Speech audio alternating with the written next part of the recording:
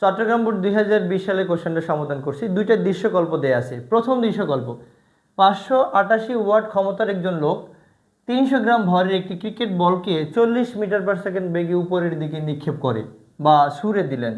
দৃশ্যকল্প 1 হতে কত উচ্চতায় বলটির বিভব শক্তি গতিশক্তির সমান হবে? এটা নিক্ষিপ্ত বস্তুর ক্ষেত্রে। এরকম আমরা অনেক কোশ্চেন সমাধান করেছি। তারপর একটু দেখি গ নম্বর কোশ্চেন আমরা কিভাবে সলভ করতে পারি। গ নম্বর কোশ্চেন সলভ করার জন্য আমরা দেখব, আমরা ধরে নিতে পারি ধরি এইচ উচ্চতায় বিভব শক্তি গতিশক্তির সমান হবে। বিভব শক্তি গতিশক্তির সমান হবে এইচ উচ্চতায় বিভব শক্তি গতিশক্তির সমান হবে। গতিশক্তির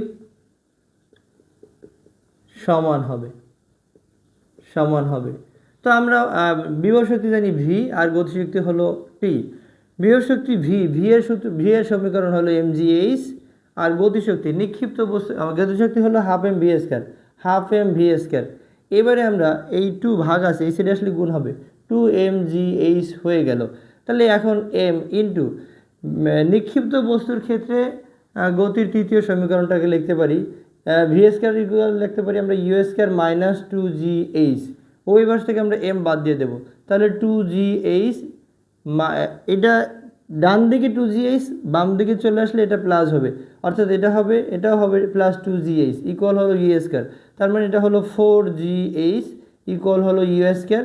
তাহলে h ইজ ইকুয়াল টু হবে ইউ স্কয়ার বাই হলো 4g। ইউ এর মান হলো 40 এর বর্গ, ইউ এর মান হলো 40 এর বর্গ, 4 ইন্টু জি এর মান হলো 9.8, 4 ইন্টু জি এর মান হলো 9.8। তো দেখি আমরা এখান থেকে বস্তুটির বা বলটির কত উচ্চতায় গতিশক্তি বিভব শক্তির সমান হয়। 40 এর বর্গ ভাগ হলো 4 ইন্টু 9.8। এখন এটা হচ্ছে 40.81 উচ্চতায়, 40.81 উচ্চতায় গতিশক্তি বিভব শক্তির সমান হবে। এবারে আমরা একটু দেখি যে 2 কিলোওয়াট ক্ষমতার একটি মোটর 20 সেকেন্ডে 100 কেজি ভরের একটি বস্তুকে 20 মিটার উচ্চতায় তুলতে পারে।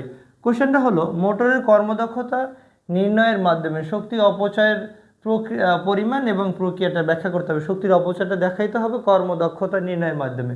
তো আমরা ঘ নম্বর কোশ্চেনের ক্ষেত্রে দেখি কর্মদক্ষতা ইটা ইকুয়াল আমরা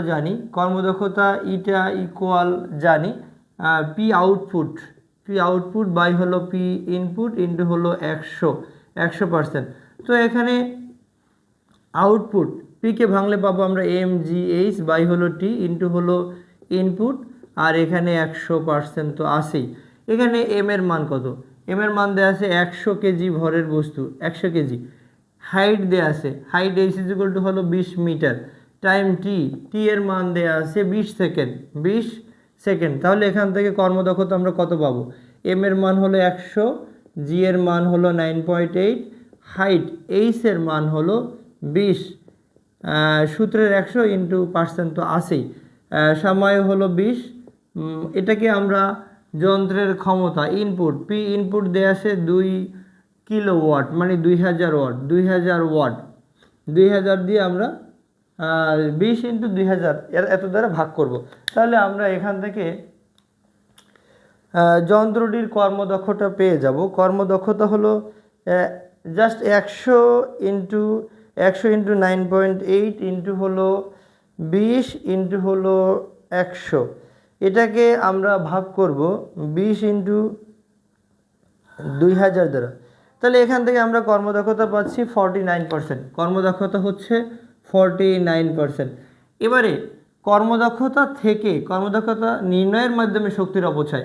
আমরা জানি কর্মদক্ষতা ইটা ইজ ইকুয়াল টু আমরা লিখতে পারি কৃত কাজ বাই হলো প্রদত্ত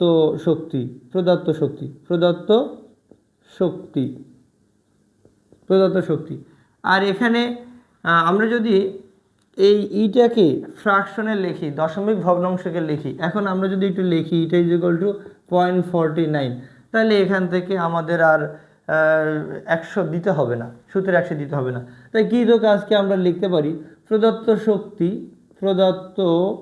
শক্তি বিয়োগ হলো শক্তির অপচয়, শক্তির অপচয়। অর্থাৎ যন্ত্রে আমরা যতটুকু শক্তি দেই তার কিছুটা পরিমাণ কাজে পরিণত করে, বাকিটা অপচয় করে, তাহলে সেটা হলো অপচয়। কৃত কাজটাই এক্স্যাক্টলি, কৃত কাজটাই হলো শক্তির অপচয়। কেন?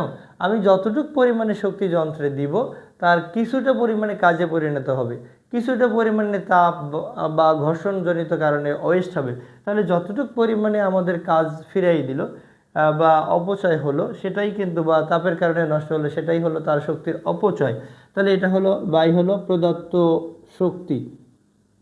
তো আমরা এখন এখান থেকে প্রদত্ত শক্তিটা বের করব। এখন প্রদত্ত শক্তির নিচে প্রদত্ত শক্তি, এটা একটা, এখানে উপরে কিন্তু দুইটা পদ আছে। প্রদত্ত শক্তিকে আমরা প্রদত্ত শক্তি দিয়ে যদি ভাগ করি, প্রদত্ত শক্তি ভাগ হলো প্রদত্ত শক্তি, প্রদত্ত শক্তি। আর এখানে শক্তির অপচয়, শক্তির অপচয় ভাগ হলো প্রদত্ত শক্তি, প্রদত্ত শক্তি। আমরা প্রদত্ত শক্তি বাদ দিয়ে দিতে পারি, তাহলে 1 মাইনাস হবে শক্তির অপচয়,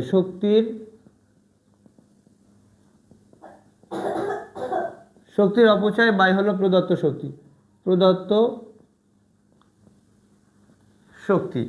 আর এখানে ইটা তো আছেই। এখন আমরা প্রদত্ত শক্তিটা কত সেটা আমরা একটু লিখব। প্রদত্ত শক্তি হলো যন্ত্রের ক্ষমতা ইন্টু সময়। ইটা ইজ ইকুয়াল টু হলো 1 মাইনাস শক্তির অপচয়, শক্তির অপচয় বাই হলো প্রদত্ত শক্তি। এখন প্রদত্ত শক্তিটা কি হলো? আমরা জানি যে ক্ষমতা P is equal to W by T, তাহলে এখানে ডাব্লুটাই হলো ব্যয়িত শক্তি, তাহলে এটা পিটি, বা এখানে শক্তির অপচয় পি, ক্ষমতা কত দেওয়া ছিল ইনপুট 2000 ইন্টু হলো 20, তাহলে এটা হবে কত? জাস্ট 40,000। কত হবে? 40,000 জুল হবে। তাহলে এখান থেকে আমরা যদি এটা বের করে নিই, যেমন এটা 0.49, 1 মাইনাস শক্তির অপচয় বাই হলো 40,000। তো আমরা যদি এখান থেকে এটাকে করে নিই, যেমন 0.49 প্লাস হলো শক্তির অপচয়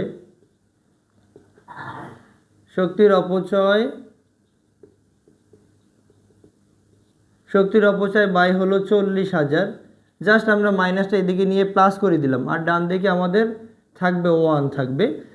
তাহলে এখান থেকে আমরা বের করতে পারবো কি 0.49 ইন্টু হলো 40,000 প্লাস হলো শক্তির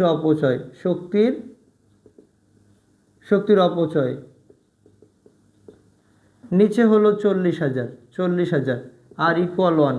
তাহলে আমরা কিন্তু এখন এখান থেকে 40,000কে যদি আমরা 0.49 দ্বারা গুণ করি, 40,000কে আমরা 0.49 দ্বারা গুণ করব।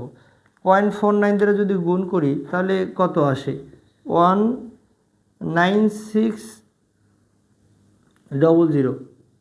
19600, অর্থাৎ 19,600 প্লাস হলো শক্তির অপচয় ইকুয়াল হলো 40,000। তাহলে শক্তির অপচয় কত হয়? শক্তির অপচয় ইকুয়াল হবে 40,000 মাইনাস হলো 19,600। এখান থেকে যদি আমরা বাদ দিয়ে দিই 19,600 যদি বাদ দিই, 40,000